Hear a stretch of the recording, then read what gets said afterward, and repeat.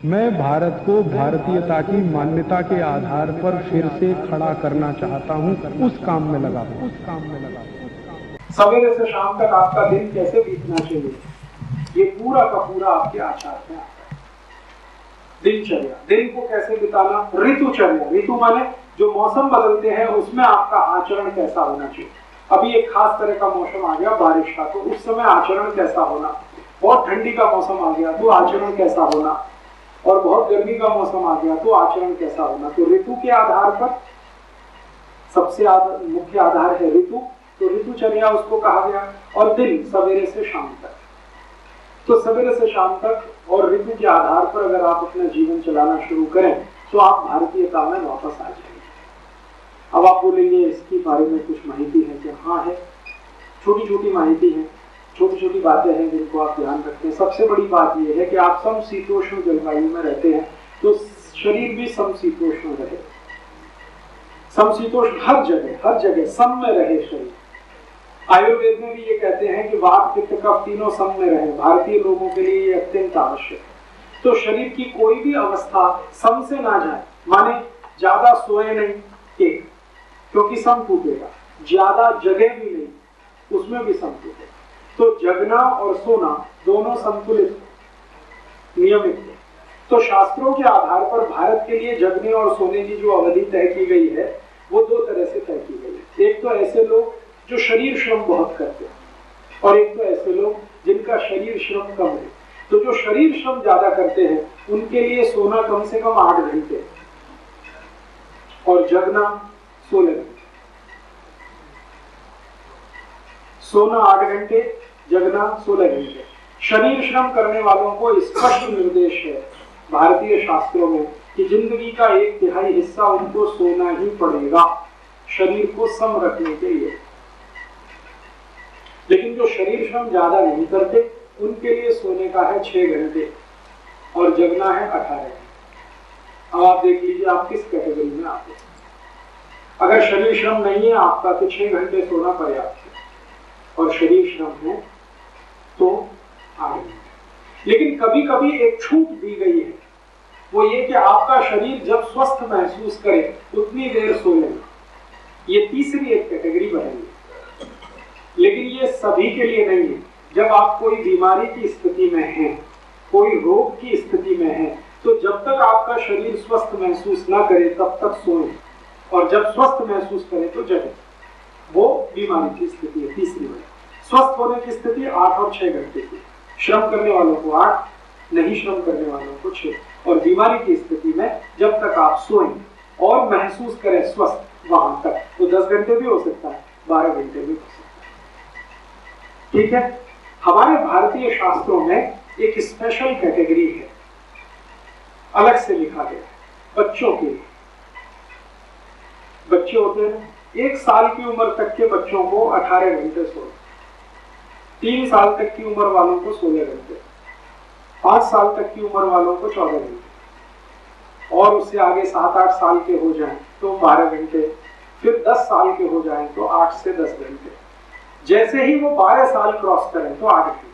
जो शरीर श्रम वाले हैं उसी कैटेगरी में आ जाए। और 15 साल की उम्र का लड़का या लड़की माना जाता है कि वो मनुष्य होने की स्थिति में है, तो फिर वही श्रम वाला अगर मानसिक श्रम करता है तो 6 घंटे, शरीर श्रम करता है तो 8 घंटे। तो आप इस फॉर्मूले को अपने जीवन में हमेशा ध्यान। ठीक है, तो सोना जगना हुआ। अब इसमें थोड़ा आगे आचार, सोना जगना। अब अगर आपने सोना जगना फिक्स किया है तो टाइम फिक्स करना। अगर आपकी 8 घंटे की नींद आपको पूरी करनी है तो रात को कितने बजे सोना आपके लिए फिक्स करना पड़ेगा। 8 घंटे की नींद चाहते हैं तो रात में कम से कम आपको 8 बजे 9 बजे तक तो सो ही जाना पड़ेगा, तभी 8 घंटे की नींद हो सकती है। तो इसका माने ज्यादा देर रात्रि जागरण भारतीय संस्कृति के प्रतिकूल है, तो ज्यादा रात्रि जागरण ना करें। लेकिन समय विशेष पर कोई ऐसी परिस्थिति है जिसमें आपको जागरण करना ही पड़े तो वो साल में 2-4 दिन से ज्यादा नहीं होना चाहिए।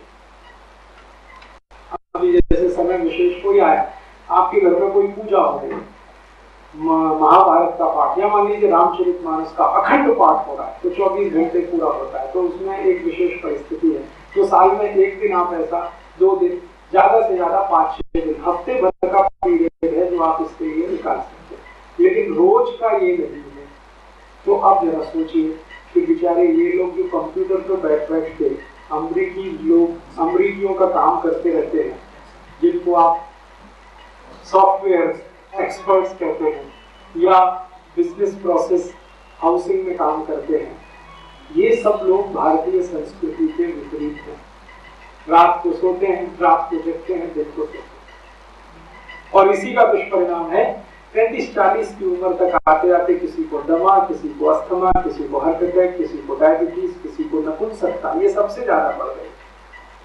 मैं होम्योपैथी का डॉक्टर भी हूँ और निःशुल्क प्रैक्टिस करता हूँ सेवा के, तो मेरे पास मैक्सिमम केसेस आते हैं, मैं आपको बता रहा हूँ, ऐसे डॉक्टर बताना नहीं चाहिए, वो नपुंसकता क्या, और मैक्सिमम कैटेगरी जो है वो इन्हीं लोगों की है जो सॉफ्टवेयर में, बिजनेस प्रोसेस हाउस में और आउटसोर्सिंग के काम में लगे, पति और पत्नी दोनों।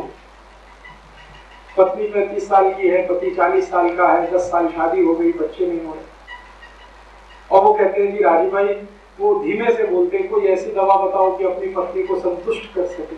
तो मैं उनको मजाक करता हूँ कि यार तुमने पुराने राजा महाराजाओं की कहानियां नहीं पढ़ी? कहते क्या कहानी? मैंने कहा एक राजा के पास 100 रानी होती थी, कैसे संतुष्ट करता था, तुम एक को नहीं करता। तभी वो परेशान था।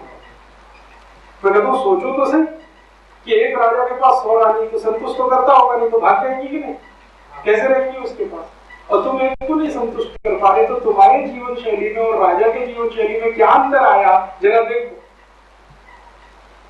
तब उनको रियलाइज, ये नपुंसकता सबसे बड़े पैमाने पर फैल रही है इस क्लास में जो सॉफ्टवेयर में काम कर रहे हैं या बिजनेस प्रोसेस हाउस में काम कर रहे हैं। मुझे ये कहते हुए बहुत डर लगता है कि इस पूरे क्लास में 70% नपुंसक, स्त्री और पुरुष को 70%, इसलिए उनके यहाँ बच्चे ज्यादा नहीं हुए।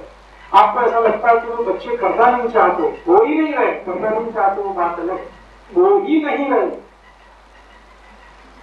क्योंकि जीवन शैली का ये जो बिल्कुल उल्टा हो गया, रात को जगना, सुबह को सोना, यहां तो बहुत तकलीफ है। तो भारतीयता में अगर रात को आप सोते नहीं और दिन में आपको सोना 4 से 5 के बीच में, कोशिश करिए अगर इसको फॉलो करें। इसको फॉलो करने में जो सबसे बड़ी रुकावट आपके घर में है, अगर आप उस पर विजय पा लें तो ये आसान है। टेलीविजन, अगर टीवी का कनेक्शन काट सकें, या तो कंट्रोल आपका इतना हो कि हम जब चाहेंगे तभी स्विच ऑन होगा, नहीं तो कोई बात ही नहीं है, तो आप इस पर काबू कर सकते हैं और आपके बच्चे भी आपको देखकर करें। टीवी रखिए लेकिन कंट्रोल रखिए रिमोट पर, और अगर कंट्रोल नहीं है तो कनेक्शन काटिए, उसमें कुछ दुविधा मत पाइएगा कि कनेक्शन काटेंगे तो दुनिया से पिछड़ जाएंगे, ऐसी उसमें कोई बात नहीं आ रही है कि आप दुनिया से आगे निकल जाए, उसको देखिए जो पिछड़ने की कल्पना आप करें। कोई जानकारी ऐसी नहीं आ रही है जो आपको दुनिया से आगे निकालती हो, तो पिछड़ने का डर क्यों? दोस्तों सबसे पहले तो चैनल सब्सक्राइब करें, फिर लाइक, कमेंट और शेयर करें, और हाँ, हमारा एंड्रॉयड ऐप डाउनलोड करना ना भूलें।